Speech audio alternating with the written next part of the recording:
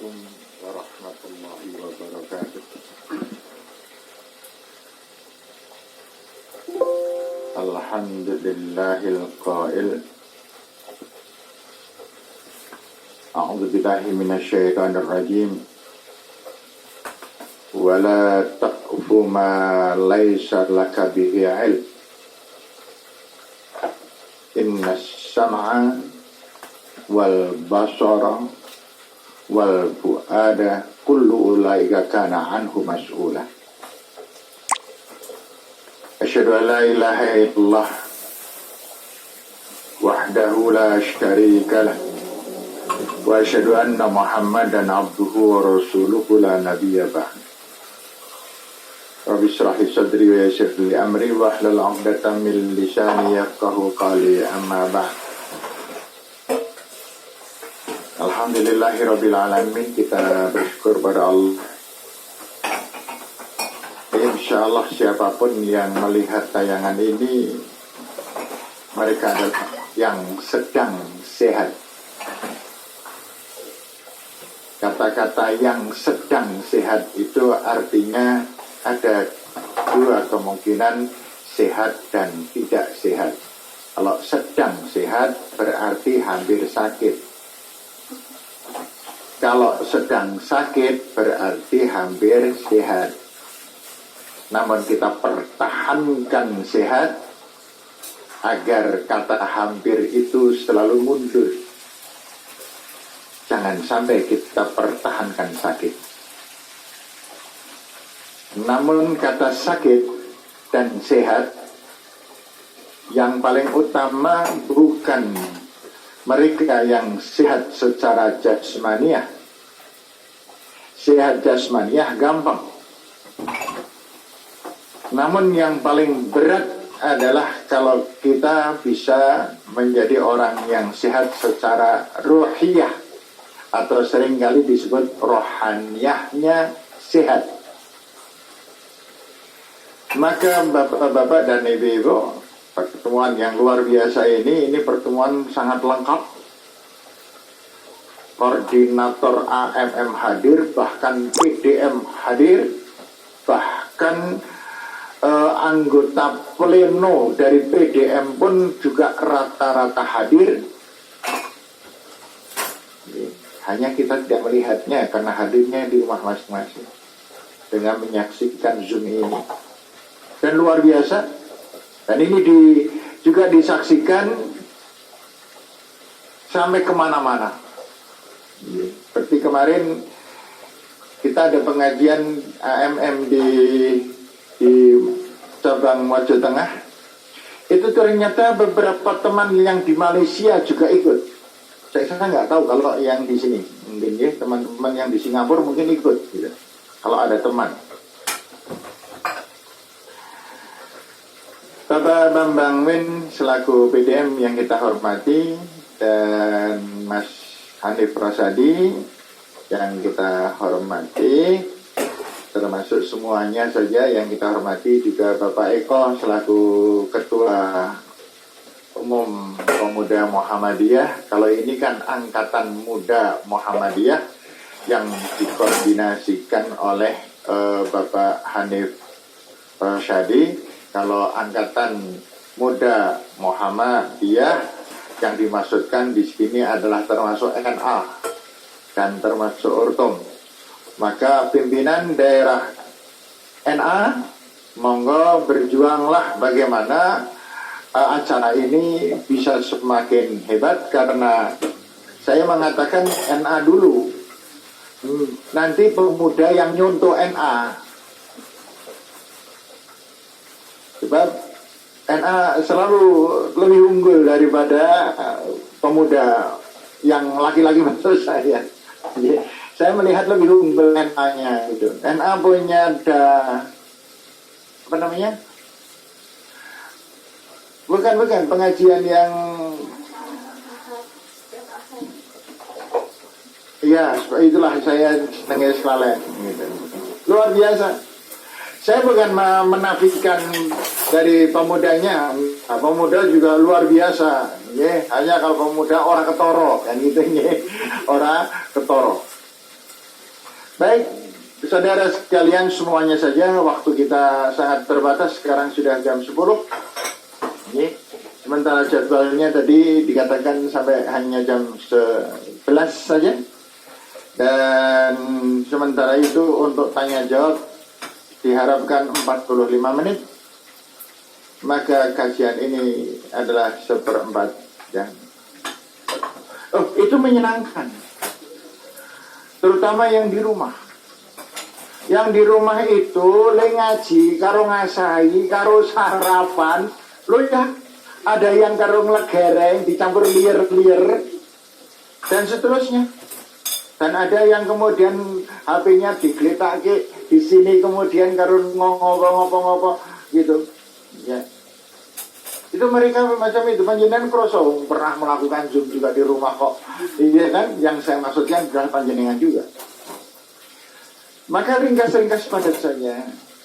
Yang dijadikan topik pada kesempatan ini di undangan itu berbunyi, temanya adalah ketahanan dan kiprah keluarga muda Muhammadiyah dalam menyampaikan dakwah Islam.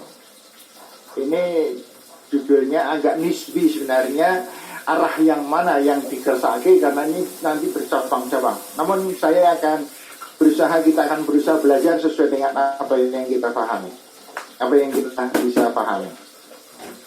Baik, saudara-saudara sekalian, Angkatan Muda Muhammadiyah dan simpatisan dan lain sebagainya dimanapun berada,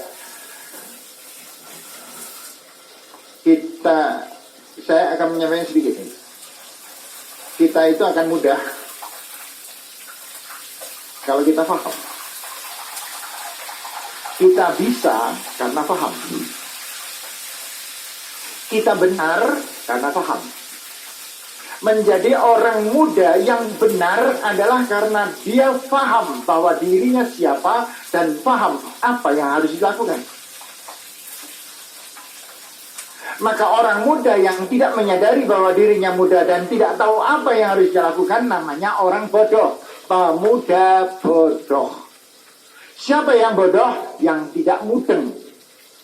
Orang yang tidak paham namanya bodoh. Orang bodoh adalah tukang salah. Orang yang salah tukang membuat masalah. Orang yang bermasalah hidupnya tidak tenang, tidak tentram, dan dia tidak semakin tidak bermanfaat bagi diri sendiri dan orang lain. Maka saudara-saudara sekalian, ketika kita berbicara tentang ketahanan kita, keluarga muda dan kiprah dakwah kita kepada orang lain, ini sudah menjawab pertanyaan yang sebenarnya kita pertanyakan selama ini. Artinya apa? Saudara sekalian, bagaimana agar kita bisa memenuhi kebutuhan kita, keluarga kita, dakwah kita? Bagaimana caranya yang harus kita lakukan? Yang harus kita lakukan harus menjadi orang yang muhbitin. Apa itu orang muhbitin? Orang muhbitin itu orang yang mengambil apa dari Al-Quran dan dari hadis itu diterapkan dalam kehidupan sehari-hari. Hamba Allah yang paling handal sebagai muhbitin adalah Nabi kita Muhammad sallallahu alaihi wasallam, sehingga para sahabat mengatakan Nabi Muhammad itu ya Al-Quran itu. Maka Muhammad yang pada waktu itu berkiprah, berdakwah, maka Nabi Muhammad adalah membawa seluruh risalah Al-Quran, lahir dan batin.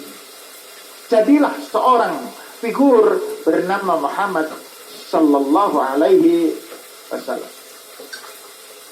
Nah, yang saya maksudkan adalah, saudara-saudara sekalian, ini pertanyaan ini mudah sekali dijawab. Pengen bahagia, bagaimana caranya? Pengen hidup tentram, bagaimana caranya? Panjenengan pengen mendapatkan ekonomi yang berkah. Jangan banyak. Berkah. Karena berkah itu bisa banyak, bisa tidak banyak. Tapi berkah, itulah yang menenteramkan, yang menyenangkan, yang membahagiakan. Itulah yang berkah. Banyak orang yang mempunyai kekayaan banyak tapi menderita. Tapi banyak orang yang ekonominya pas-pasan tapi luar biasa nikmat bahagianya. Ada apa ini? Persoalannya di sini nanti berbicaranya adalah berkah. Kembali lagi ke kita. Ingin kita mendapatkan atau mempunyai anak-anak yang saleh dan saleh? Pasti. Ingin ini mbak-mbak, mas-mas yang belum punya jodoh, belum deh ya. Pengen mendapatkan jodoh yang sesuai dan dengan ridha Allah? Pengen. Dari mana asal kebahagiaan? Allah. Dari mana asal ketenteraman? Allah. Dari mana asal berkah? Allah. Dari mana asal rezeki? Allah. Dari mana asal sehat? Allah. Semua jawaban Allah. Maka tidak ada caranya kecuali jawabannya. Siapa yang bikin bahagia? Allah. Bagaimana cara mendapatkan kebahagiaan? Taati Allah. Apa yang perlu ditaati dari Allah? Apa saja yang paling dominan di dalam urusan mendapat? Kalau kita pengen mendapat, rumus utamanya adalah kita mesti memberi. Siapa yang memberi? Ia mendapat. Siapa yang berharap? Ini rumus-rumus ini rumus-rumus enak gutulanan. Siapa yang mendapat? Yang memberi. Gitu. Yang memberi, dia mendapat. Siapa yang kecewa? Yang berharap. Kalau kita berharap, kita kecewa. Allah perintahnya supaya kita memberi dan terus memberi. Apa yang kita punya?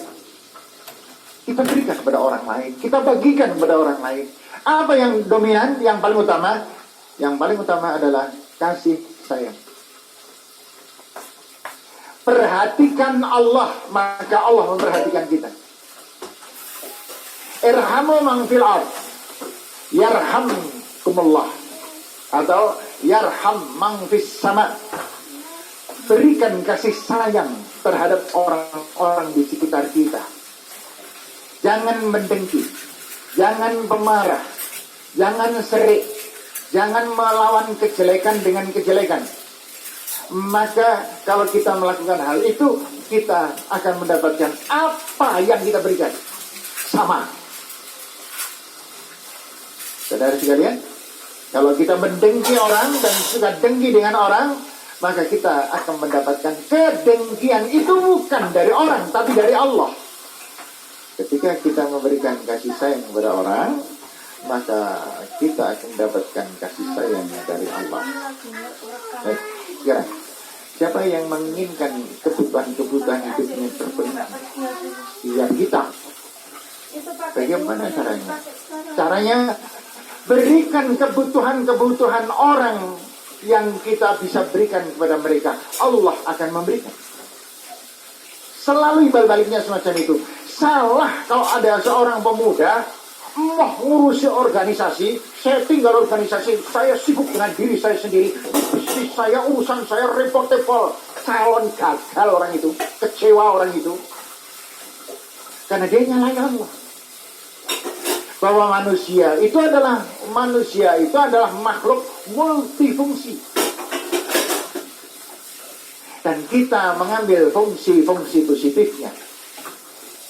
Manusia bisa menghancurkan orang lain, bisa menguntungkan orang lain, bisa tidak ada pengaruhnya bagi orang lain. Jangan pernah menjadi orang yang ada dan tidak adanya sama saja. Wujuduhu ka'adamihi. Wujuduhu keadaannya apa? Ada dan tidak ada podo wae. Itu artinya orang gak bermanfaat. Jadilah orang yang dicari-cari orang. Jadilah orang yang lebih berharga dari meja. Kenapa? Ketika kita mengadakan acara, kita butuh meja, digoleki meja. Tetapi ada pengurus yang dia datang dan tidak datang, tidak ada pengaruhnya. Kenapa? Karena nggak berpengaruh adanya dia dan tidak adanya dia. Na'udzubillah, itu manusia. Sehingga ya, bapak-bapak sekalian, ini kita berbicara dengan orang muda. Ini orang muda. Jadi Pak Bambang sudah mengatakan, inna fi amril ummati inna syabab, inna amra ummati, sesungguhnya urusan umat ini ada di tangan asyabab. Siapa asyabab? Pemuda dan pemudi. Wa fi iqdamiha hayatiha. Kehidupan bangsa ini tergantung dari siapa pemudanya. Kalau kita masukkan lebih ke intern kita, hidup matinya Muhammadiyah tergantung pemuda dan pemudi. Hidup matinya Muhammadiyah ke depan tergantung siapa pemuda dan siapa MA-nya sekarang. Sehingga saudara sekalian, seorang pemuda tantangannya berat. Tantangannya berat. Namun jangan lupa, yang berat itu menjadi ringan apabila dua, dilakukan terus-menerus, dan yang kedua ikhlas. Ada ini dari NA, pernah dengar kata-kata ini?